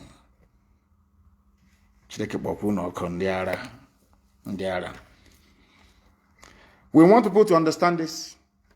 DSS especially, no matter how many groups, fake groups you create, because every day you create a fake group. Igbo, Ohaneze, Igbo in the diaspora, including men and women and children. This group now says we don't want to listen to Nnamdi Kanu. As if writing this junk will make any iota of difference. Do you think it makes us more popular? Of course, yes. Do you think it will make any difference? Will change our mind? The zoo, they are not that stupid, though. You know, I told you during NSAS campaign, some of you never realized this. We outnumbered the Nigerian army by 100,000 people to 1. They are nothing. We outnumbered them. We outnumbered the Nigerian army. Do you see when people came out on the streets for NSAS protest? They were nowhere to be found. Nowhere to be found. We outnumber them. You people must prepare for a revolution. A very bloody one. Very, very bloody, I tell you. As I said, if you don't know what is involved in a revolution, please don't come out. What we are not going to allow are Fulani terrorists from Mali and Senegambia to take our land over. It cannot happen. Instead of this yam not to cook, let every firewood finish. I'm trying to translate. Kama jigeshe nkogu. And things are going to happen. Don't say I didn't warn you. I'm telling you now, people. Who did you tell? Did you tell us? I am telling you now that things are going to happen. If you're looking for Eastern Security Network, please go into the nearest forest. And as I pointed out, as you're going, make sure that you have written your will, because you will die there. Go and check the history anywhere in the world. Once you raise a gun, you don't bring it down until you're successful or until you're dead. One of the two must happen. So anybody thinking that we are going somewhere, you are grossly mistaken. It doesn't matter who you're working for. It doesn't matter the intelligence agency you're working for. It doesn't matter how you try to couch your stupidity, ignorance, and treachery. It doesn't matter the language you're trying to use. We are pursuing freedom. And the zoo doesn't understand peaceful agitation. I'm not asking for trouble, but they don't understand it. We took our people, destroyed synagogues in Iguacha.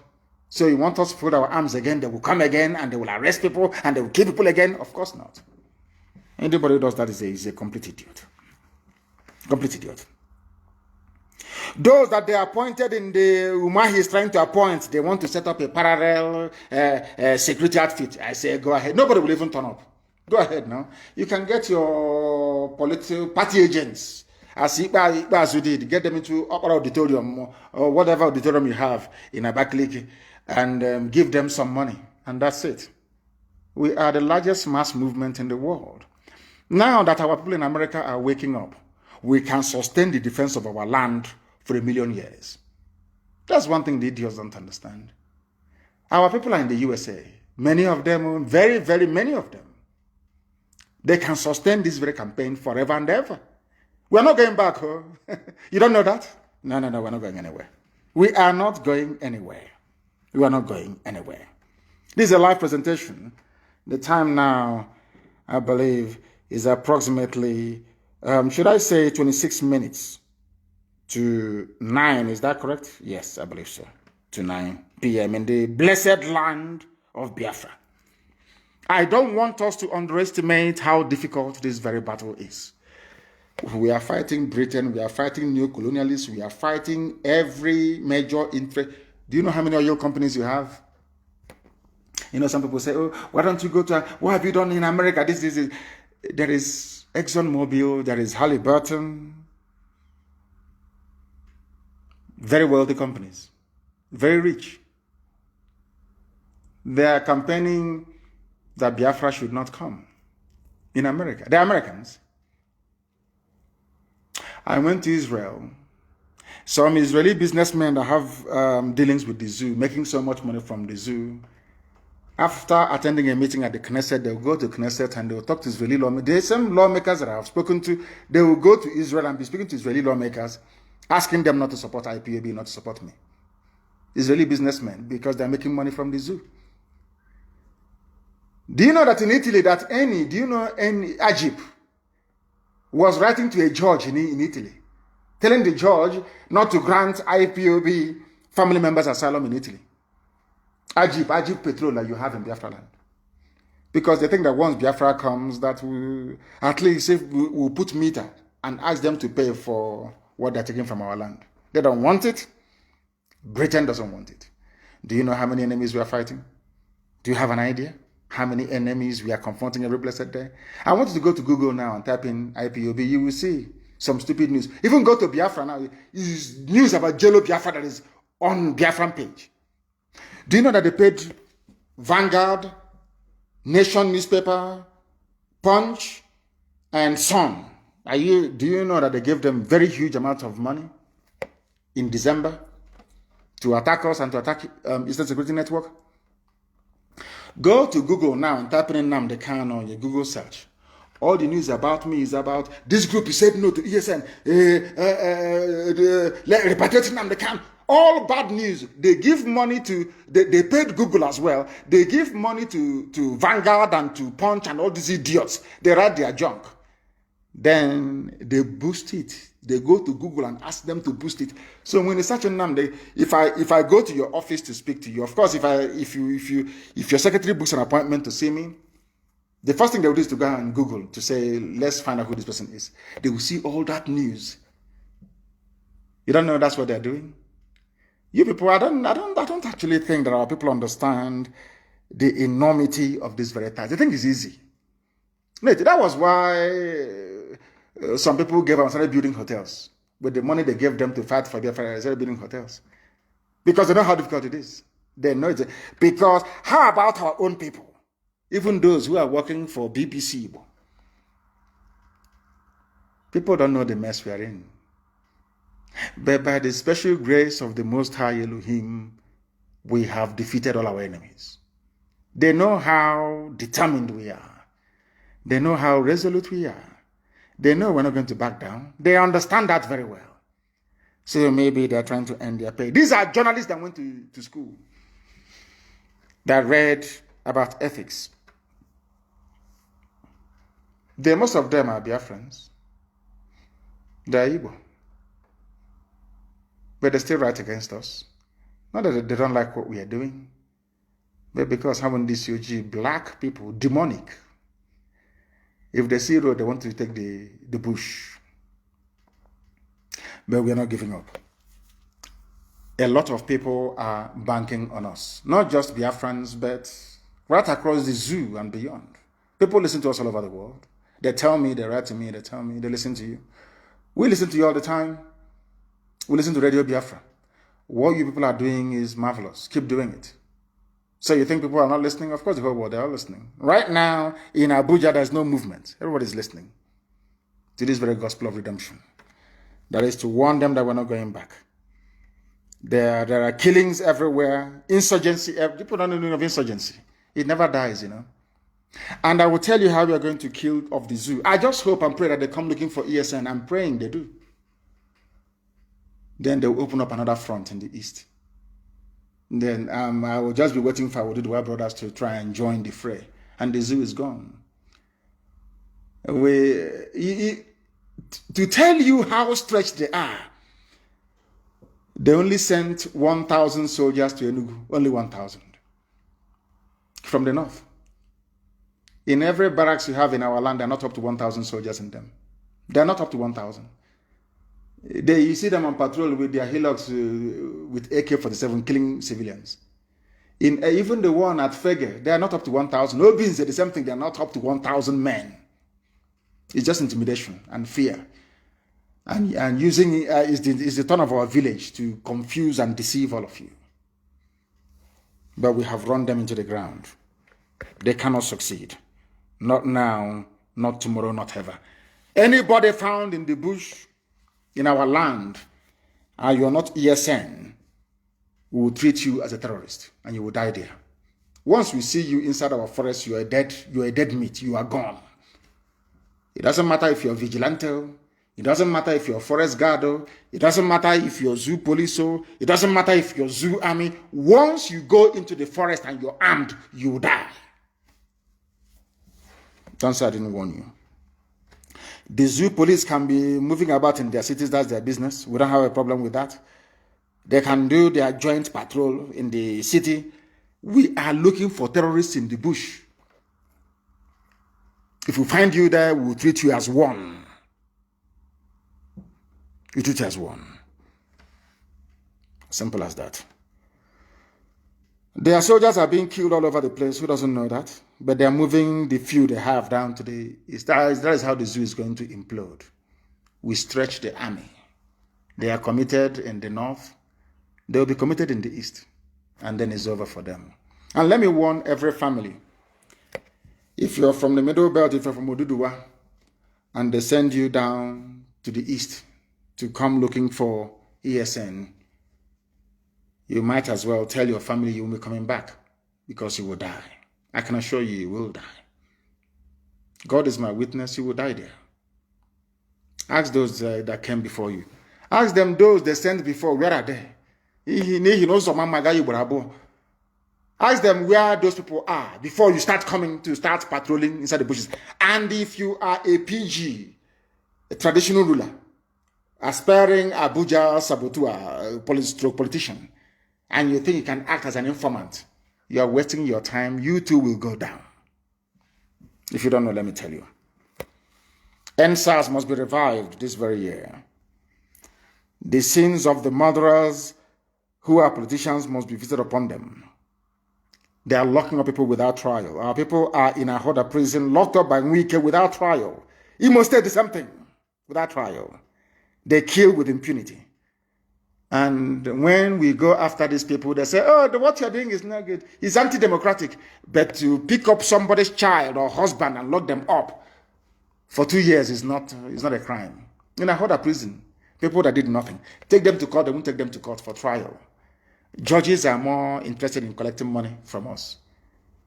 Biafran judges, they won't take money from us. Do you know how much we spend on legal fees and bail perfection and filing for application every week? You have no idea. You have no idea. But Chukwukekabiyama is faithful, always. The inconsistencies of those that call themselves intelligentsia is sickening. You cannot have one foot in the zoo and another foot in freedom. Both are incompatible. Nigeria is the exact opposite of freedom. Anybody who supports Nigeria is a criminal. Is a hardened criminal. They will try to confuse you with their newspapers, with their television stations. If you fall for it, then you are a fool. I have given you reasons as to why Nigeria should not exist. And it will not exist. They have nothing. That is why insecurity, Nigeria needs foreign help, says Shoyinka. Even Ekuremadu wants international intervention. Fulani herdsmen have taken over Ondo State, according to Pastor Giwa. Shoyinka is a learned man. He's asking for the preservation of one Nigeria. And I told you that they have an army that cannot fight. Their army can only kill civilians. I'm telling you the truth.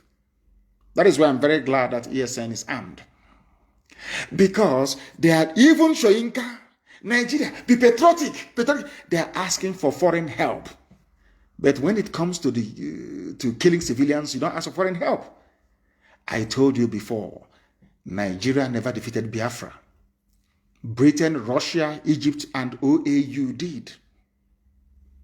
And Nigeria cannot defeat ordinary ragtag band of insurgents in the north who are badly educated.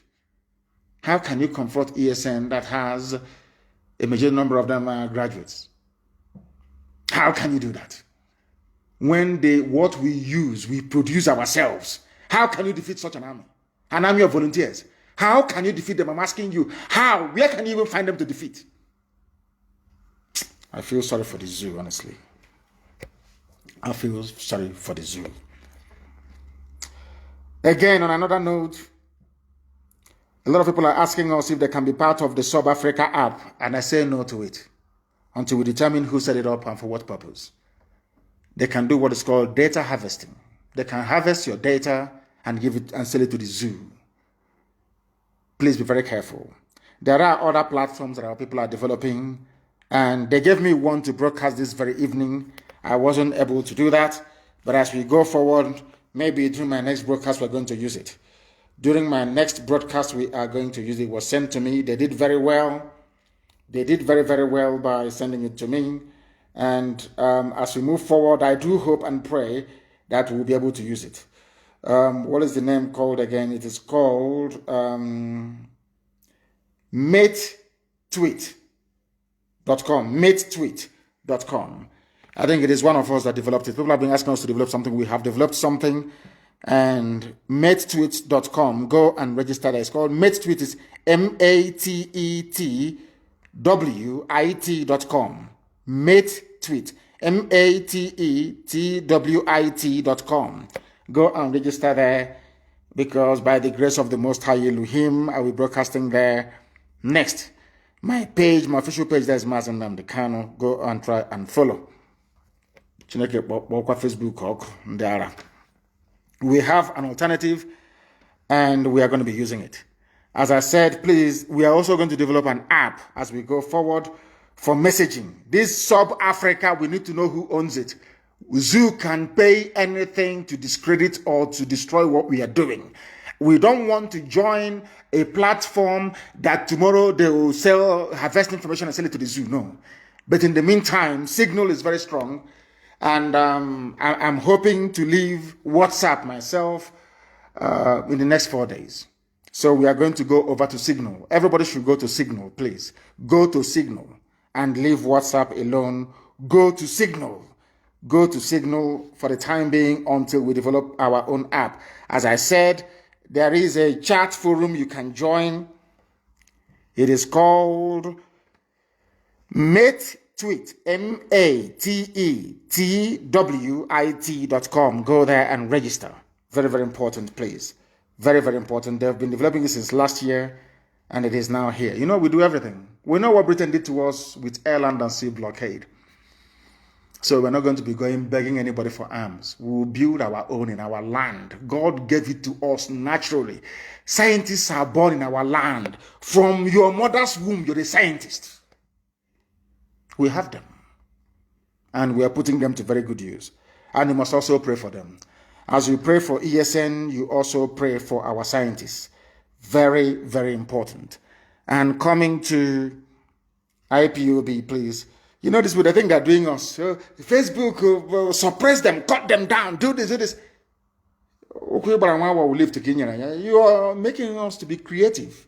It was what they did to us between 67 and 70 that led us to believe or to decide that we can no longer rely on any country to supply us the weapons with which we're going to defend ourselves. We made everything ourselves.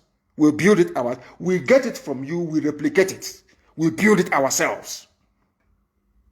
So, oh dear. Zoo, I feel sorry for the zoo, honestly. I feel sorry for the zoo. For us to succeed, we must do something within IPOB family worldwide. We must be disciplined and have a sense of discretion. That is the key. Nobody is allowed to form a cabal or group of friends to advance any selfish interest. Everything you do, you must do for Biafra. For Biafra and Biafra alone. And let me also warn every principal officer of state. When you are appointed into any position, that your position is temporary. You may be relieved of your position or assigned to a new post at any given time. Your service is dependent on your performance, and you could be removed. You must have that in mind. I have instructed our head of DOS, Mazi Nnamdi Kanu, to draft an undertaking, a document, which will be signed by every principal officer of state to abide by these new rules, because we have gone into a very decisive and dangerous phase of the struggle. And to those of our brothers and sisters that left the zoo, army, and police to join this revolution, you are welcome. But you must understand that what we run is a highly disciplined volunteer army. Volunteers only, please. And we don't want the very ill discipline and character of a zoo soldier to contaminate what we have in us already. We are highly disciplined. If we eat, you don't know. If we don't eat, you will not know. People running around and sending out voice messages and voice notes, I don't want to hear of such again. Our volunteers don't do that. We are highly disciplined. If you're leaving the zoo army to come and join us, you must also develop the mind of a volunteer. I will also instruct Mazi Nnamdi Kanu. We have appointed our officers to take charge of affairs in the USA. A memo will go out to that effect in the coming days. America and Canada will be divided into provinces. Each of the provinces, or should I say regions, will be independent. There will not be any national coordinator for the US because it's too big. Neither will we have one for Canada because it's too big. But there must be an oversight council as well to bring them together should the need arise for them to undertake any project as one United States of America. But in the next few days, a memo will be issued detailing those we have placed our family in their control in the United States of America. There will be about 4 or 5 regions in the USA. All of them will be independent of one another, but there will be an oversight committee as well. If you want to support ESN, please don't give us food. We don't want zoo to poison food and give it to us, please. The only thing that can happen is financial assistance. And an account has been announced in the United States of America for this very purpose, and people should use it. There are no multiple accounts in the USA. USA, they are doing very well in terms of financing this very movement. And for very many years, I used to castigate them and say all manner of horrible things against them. I didn't know that they were waiting for ESN to be launched. And as soon as ESN was launched, most of them came out, I must be honest with you. Most of our people in America, they have woken up. And they are supporting this very movement in a very massive way, and we welcome them, all of them, to this very noble family. You don't have to be an IPOB to support what we are doing. And when we say Eastern Security Network, it starts from Edo all the way to Cross River. There is no need for anybody anywhere to open up any other security network. We are everywhere. After this program, I will also post the video of our people in Akwa Ibom, of our volunteers in Akwa Ibom, made up of Ibibio, Anang, Oron people who have come out to defend their land under one banner, under this very IPOB, by the special grace of the Most High. So I must warn everybody, please, do not, and I repeat, do not give us any food. ESN, we know how to supply the food to avoid contamination. Very, very critical, please. And everybody must keep their lips tight. If you don't know what we are doing, go back and study the history of Ekumeku. And Britain will tell you more. Go and study the history. If you are part of what we are doing, go and get a fresh palm frond, omo. Put it in your mouth so you will not speak. Because careless talk costs lives. Do not speak to anybody about ESN or what they are doing or what they intend to do. If you do so, if you open your mouth and speak, you will lose your tongue. As simple as that. We are not joking. We are no longer joking and cannot joke. We have lost too many people. Too many people to contemplate messing about with ESN. They are our first and last line of defense between darkness and we, the children of light. We must guard what we speak or what we say very, very jealously. Nobody should say anything about ESN. But as I said, there are no more terrorists in our forests. That I can assure you. They had the best Christmas ever. Some of them, even the actors and the actresses, they all came back home. Because they knew that ESN is there. Forget all their stupid propaganda. There was one stupid police, is it the IG of police that said that ESN, see how foolish they are. ESN is propaganda. Oh dear me, propaganda of 10,000 men. And counting. I said to them, if you say we don't exist, go into the forest. On that note, we have come to the end of our broadcast this very evening. And I continue to pray for this very noble family. Ceaselessly, 7 times a day, I do not fail. The devil will come in every guise to discourage you. That's what they want to do. But if you ask Satan, what is the alternative to Biafra? Even Satan cannot answer because Zoo is a failed state. They will recruit all the Asabo from everywhere and fund them. Ojukwu faced worse than what we are facing today. Yet he held out for 3 years. Talk less of when we are able to match them, toe to toe. We can fight for 1,000 years, I can assure you. I thank you all for listening, wherever you are. I pray for the blessing and mercy of the Most High upon each and every one of you. We are not just fighting for Biafra. We are fighting for everybody who is oppressed in Nigeria. Everybody, if you feel that you're oppressed, we are fighting for you. And eventually, we all are going to be set free, not through any might of ours, but by the very special grace of the Most High Elohim. And on that note, we've come to the end of our program today. Do not forget what Biafra means to us.